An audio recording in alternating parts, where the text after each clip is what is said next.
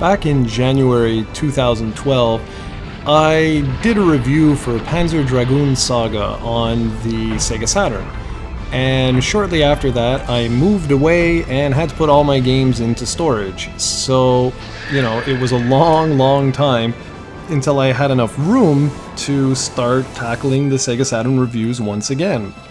So I'm very happy to talk about Shining Force 3.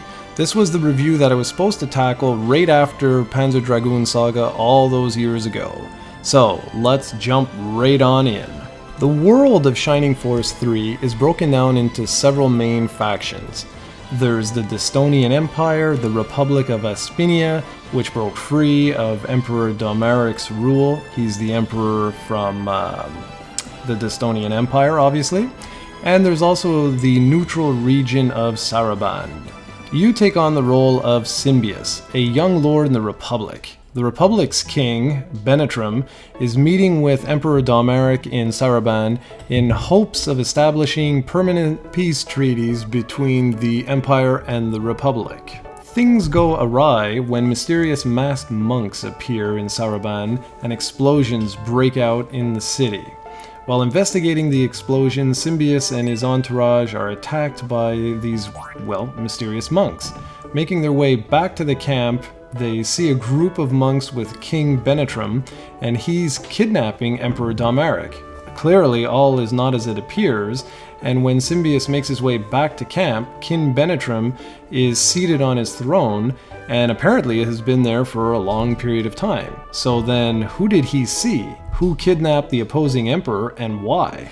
With war erupting all around you, a mysterious sect of monks appearing out of nowhere, clearly something sinister is afoot. Only you and your team can save King Benetram and get to the bottom of this.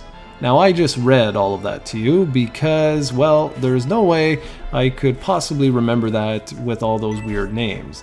Anyways, the story acts as basically a giant tease because while it's entertaining and complex on its own, things get really interesting when you take into account the second and third scenarios.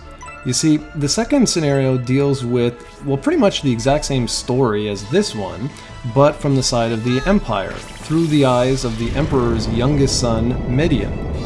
It's Scenario 3 that really brings things together by following the mercenary Julian, who is actually the hero of all of Shining Force 3. In the first two scenarios, he's nothing more than a secondary character that eventually joins both Symbius and Medion.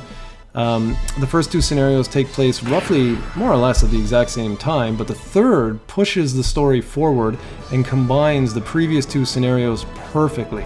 Characters featured in the first two scenarios return in the third, and certain choices you make in the first two games unlock different characters that can be recruited in the third. It's a brilliant system that was never fully realized anywhere outside of Japan, and honestly, that's a crime against gamers everywhere. And just a little side note here, for anyone interested. Julian's initial motivation was to kill a character named Galm, whom he believed was responsible for the death of his father. Now that might actually sound a little bit familiar to fans of Shining the Holy Ark, as Julian was actually featured in that game although he was a kid, and he asked for your help finding his missing father. Now, if you guys don't find that cool, I don't know what you would consider cool. I think that's absolutely brilliant how they were able to tie in all these different games together.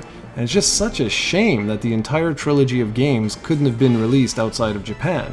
What's worse is the fact that Saturn fans had to wait from November 1998 until September 1999 when the Dreamcast hit in order to play any Sega titles whatsoever.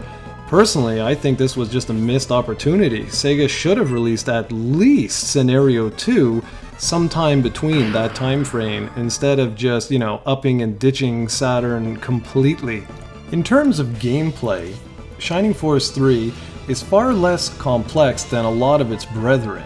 You don't have to worry about getting bogged down with countless menus or thousands of unit stats. Here you simply need to make sure you pit the right unit against the right enemy and position yourself so that you've got the greatest defensive and offensive position possible. Now, at first glance, that might make you think that the game is a pushover, but nothing could be further from the truth. In fact, this game can easily kick your ass if you're not careful. Enemies aren't dumb and typically automatically attack your leader or whatever character has the lowest HP, or basically whatever unit is the weakest for their enemy type. This means you have to be extremely careful how you position your troops and the strategy you use to tackle whatever foes lie in your way. You can find secret maps that allow you access to certain areas where they provide additional enemies for you to battle, therefore making you able to level up quicker. And there's also usually a wide assortment of goodies in these secret areas that will help in the later battles. But let me tell you, some of these maps are not easy to find. There's also a lot of mission variety. Some missions challenge you to defeat all enemies on the map, like you'd expect. Others force you to save certain characters, and then other ones still require you basically to reach a certain point in the map within a set number of turns. And this goes a long way in keeping the battles fresh. Shining Force 3 also introduced something really unique to the series, which was the introduction of the friendship system, which I'm sure a lot of you guys are now used to with the latest Fire Emblem. But basically the way it works is, well, like this. If two units are positioned side by side, they will slowly start to form a bond. At first the units are all allies, but they can become partners and eventually work their way through the ranks to become soulmates. Doing so rewards bonuses in key stats including attack, magic, counter, etc. But the catch is you always have to have these two units paired up in order for the bonuses to take effect. So that completely changes the dynamic of battles because you're always, trying to make sure that you've got these bonuses in effect. The downside to the system is that if one unit falls in combat, their friendship ranking is reduced by one level. So for example, if you were at partner, you would now go back to allies. The soundtrack is another thing that is really, really good and is held up perfectly. It was composed by Motoi Sakuraba. Sorry if the name is pronounced incorrectly there. But he's a famous composer of such hits including the Star Ocean series, the Golden Sun series, and my personal favorite, Shining the Holy Ark. The music is powerful, emotional, and sounds utterly fantastic as each new track fits the tone of what you're seeing absolutely perfectly. The sound effects are mostly ripped directly from Shining the Holy Ark, which is good in one way because the game was, really well put together, but it's also a little bit disappointing because, well, it's just a repeat, right? Graphically, there's not much I can say. I mean, we all know that games of the 32/64-bit area haven't really aged too well in the graphics department. And that's more or less true here. The FMV sequences are extremely grainy, 3D environments are mostly made up of low-res or low-poly counts, and just, it doesn't look stunning. That said, the characters in the overworld are actually 2D sprites over 3D backgrounds. Yes, they do go full 3D whenever like a battle actually takes place, but they animate fairly well because there's not too much to the backgrounds. And I find that this particular style of early 3D works tremendously better than full 3D games do. The other side is the fact that there's pretty much no loading whatsoever. The game runs also at a fairly constant frame rate, which is, well, great. There are a few other things I need to mention. Unlike the second iteration in the series, Shining Force 3 pulls players along with the story, removing pretty much any free-roaming areas. That means exploration is limited to the area you're currently in. This is important to note because once you move on, well, you're pretty much screwed and you can't go back. And unlike some other tactical RPGs, there's no permanent deaths unless you fail to recruit a character before they were killed. This means you can simply revisit a church and revive your fallen comrades.